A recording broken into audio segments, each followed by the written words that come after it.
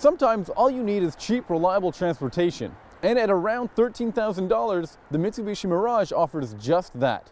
But does cheap always mean bad? Sometimes you get the impression, just based on the engine size and price point, that these cars are going to be terrible. But as we've learned with the Chevy Spark, you end up being surprised at how competent they really are. So, is the Mirage an overachieving, affordable hatchback? And does it do anything to make it stand out in the subcompact field? Let's find out.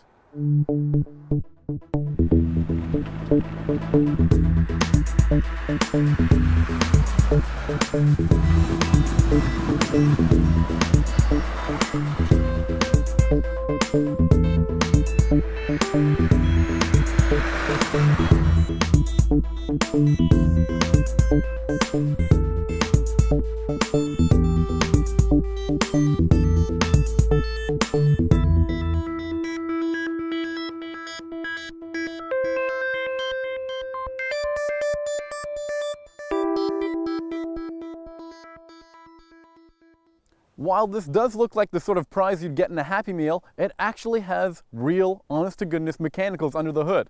Well, just barely.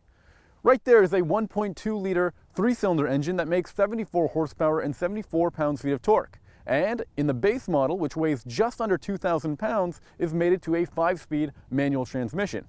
Here we have a CVT. That 5-speed helps the Mirage get 34 miles per gallon in the city, 42 miles per gallon on the highway, and makes 37 miles per gallon combined.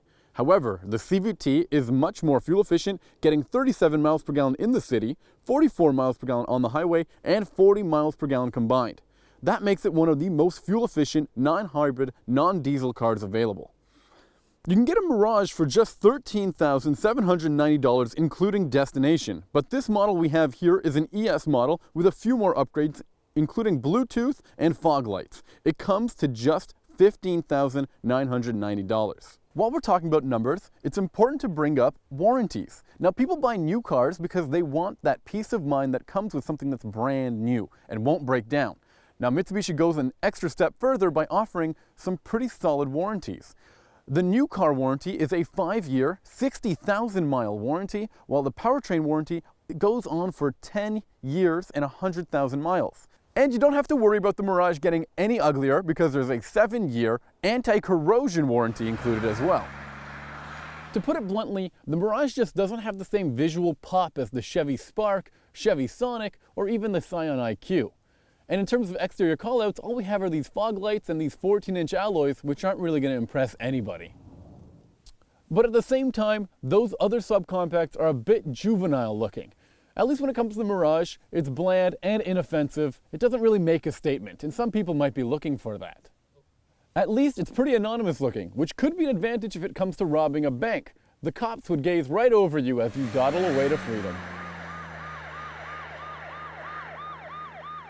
Now, anyone buying a subcompact car might be concerned about safety.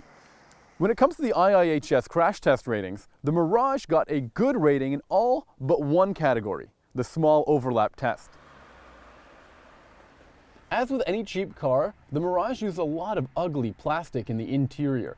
But if you measure it up against the competition, like the Yaris and Mazda 2, it kind of stands up pretty well. It's not very comfortable either. If you rest your elbows on the door for a long time, which are hard plastic, you're going to end up hurting yourself. And these seats could use a little bit more support. A long trip will leave you with a sore bottom. It's not all bad though.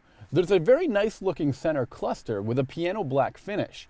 It's also easy and simple to use. It kind of reminds me of how you could text without looking on those old T9 cell phones.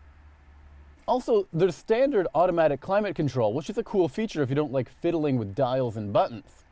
But something that I would have preferred to see in its place is standard Bluetooth. Especially with so many states outlawing use of cell phone in the car, I think I'd rather see the money being spent on a Bluetooth system rather than automatic climate control. And if you did decide to rob a bank, you might have to leave some loot behind. With the rear seats down, you have a total of 47 cubic feet of storage, which is about 10 cubic feet less than the Honda Fit. The Mirage still offers more cargo space than the Spark and is about 4 inches longer overall than that American car. And rear space is predictably tight as well. The Mirage can't compete with the likes of the Hyundai Accent or the Honda Fit in terms of headroom and legroom, but it's about on par with the Ford Fiesta in terms of rear seat legroom. But don't assume that means it's hospitable back there. Also, here's an interesting fact. The sound system in the Mirage pumps out 140 watts of tunes, spread out over 4 speakers. Now, sometimes it sounds like the sound system is more powerful than the engine under the hood. Maybe if I run out of fuel, I can try getting home bouncing on some bass grooves. Now, one thing dominates the driving experience in the Mitsubishi Mirage, and that's noise. There's noise from the engine, there's noise from the transmission, there's noise from the tires, there's noise from the road, there's wind noise, there's noise everywhere. Now, other cars like the Fit and the Fiesta have shown us that you can actually have fun with a subcompact car. And I was really hoping to get that same feeling out of the Mitsubishi Mirage. But I was really let down by the steering. It's really flimsy, it's vague, you don't get a good sense of where the wheels are on the road, and it doesn't really spring back to center the way you'd like it to. With 74 horsepower, the Mitsubishi Mirage isn't exactly fast, and taking this thing on the highway, trying to pass an 18-wheeler, you're gonna have a bit of a terrifying experience. I mean, in some ways, you could be laughing at that. In other ways, you could just be clenching with fear. Now, Mitsubishi didn't do much when it brought the Mirage to the US. It didn't change the suspension very much at all. And in a way, you've got a very harsh ride. If you hit a pothole or a manhole cover, you're gonna feel it, and it's gonna hurt your butt a little bit.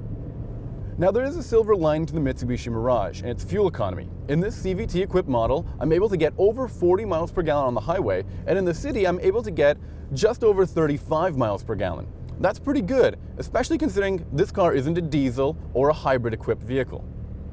Now, despite its terrible steering feel, the Mirage has a fantastic turning circle, one of the best in the segment, and as a whole, it makes driving in the city and urban environments really easy.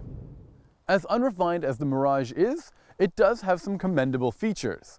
It's cheap, it's great on gas, and it's got a solid warranty. It's the no-nonsense choice. But if you're concerned about anything else, like exterior styling, space, and driving dynamics, you can do a lot better than the Mitsubishi Mirage.